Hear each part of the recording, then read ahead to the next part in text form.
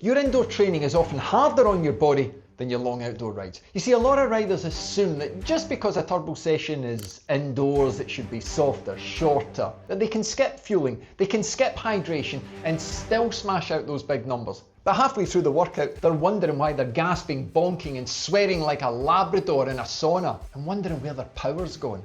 So today, in a short, punchy, hard-hitting video, I'm going to show you exactly how to fuel, how to hydrate and recover from all types of indoor rides so that you can train harder, adapt faster and stop eating the entire contents of your fridge when you finish every workout. Plus, I'll share a couple of secrets with you that I share inside Bulletproof, little snippets of things that work and I have used with athletes over the last 30 bloody years. Why getting off your bike midway is important when you're indoors and why 2 fans might be making you weaker than you think. When you're working indoors, you're going to burn through fuel faster. Why? Because you're continually pedaling. There's no coasting, there's no freewheel, there's no cafe stops, there's no selfies, look at me, I'm training. Okay, there's none of that shit. You're constantly on the go and you're moving those pedals. So you are aggressively burning through glycogen, which is going to mean you need to plan a hydration strategy and a fueling strategy. Otherwise, you'll undereat on the bike and overeat off it. And that's not what we want. Okay, so the basic rules you need to know are under 1 hour, over 1 hour. Let's keep it real simple. If you're working out under 1 hour, you're going to more than likely be working in zone 3, 4 or 5. You're doing a harder workout. If you're over an hour, you're more likely to be zone 1 or 2. You must apply a strategy that works for you.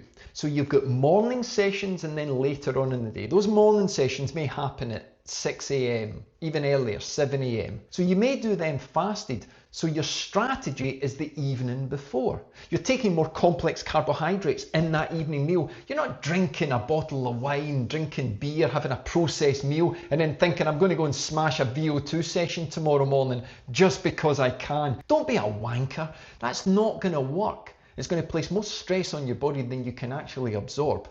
So be smart.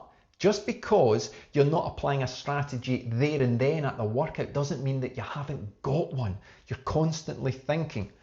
But if you don't drink water during those indoor sessions, regardless of how many fans or ventilators, how cold it is in your session, you're going to get caught out. So you plan for a drink, but look for fuels that work for you. Ones that have got good texture. You don't need energy gels. You don't need any fancy sports nutrition. In fact, within Bulletproof, I've created electrolyte drinks. That reminds me, when it comes to electrolytes, the common mistake is people will have the electrolytes after a really hard session. If you do it in the morning, have it before. Have it the evening before. You're going to sweat during your sleep, aren't you? And you're going to do the workout slightly dehydrated. Yeah. During the day, you've got more chance to replace the electrolytes with real food. Nobody tells you that shit, do they? So if you're doing workouts, say later on in the day, give yourself a chance to get the electrolytes into your system beforehand so that you start the workout, boom, ready to fire. It's a simple process, but yet many people always think it's all about after the workout and they can enter it in any shape or form. No. You don't want to do that. You don't have to be a pro to act like a pro.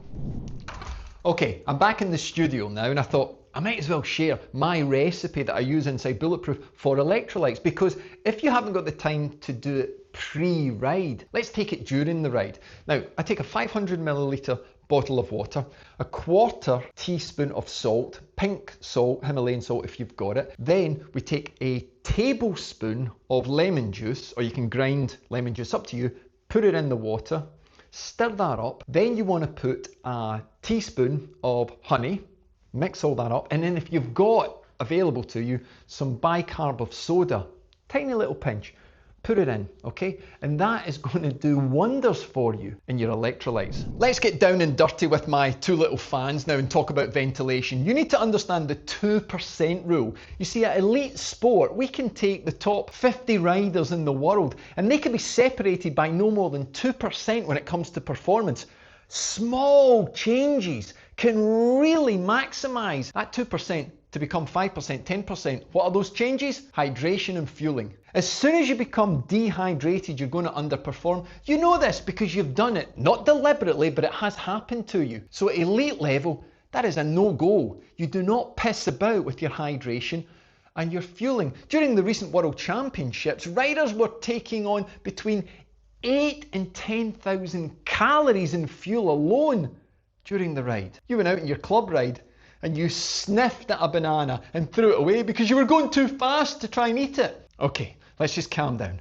Show you my little strategy. Why are the fans behind? Is it to give you a tailwind indoors? No, it's because when we put them on the front and we get the ventilation on our face, we feel it much better. So we start off with behind.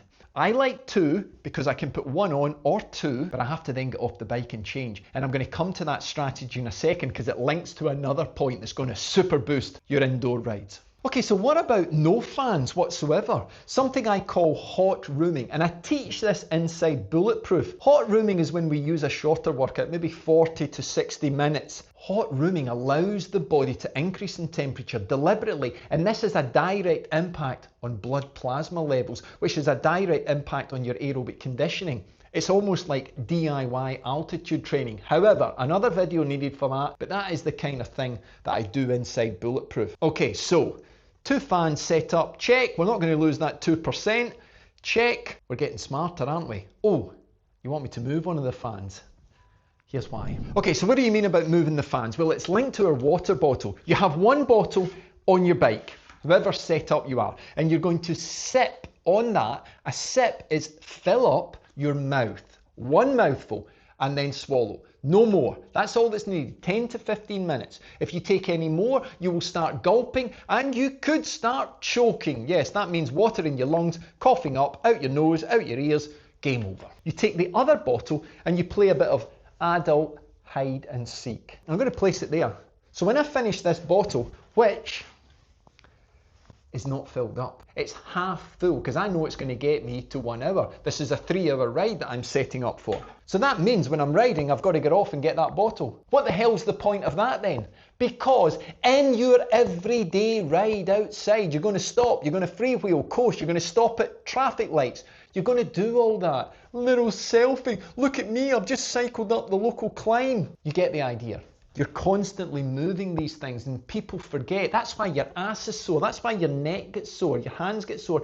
You've got to constantly change your position on the bike. That's more of a bike fit video, I get that. But if we get off the bike to fetch the water, yeah, you can get off the bike and undo your shoes, put them back on. It only takes a few seconds, but it breaks up the monotony and it breaks up the pressure.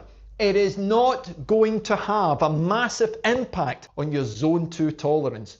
Trust me, you're not training for the frickin' World Championships here.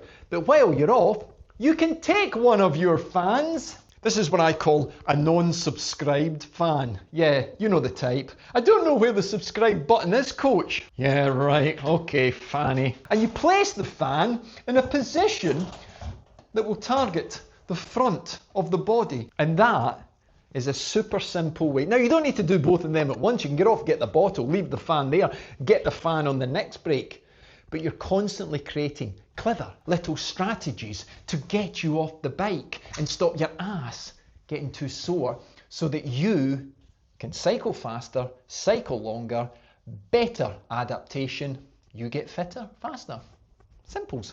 Weighing yourself. Well, I'm not concerned about what weight I am in terms of my performance. I'm concerned about what weight I am before I do the workout. My pre and post weight is differentiated by hydration.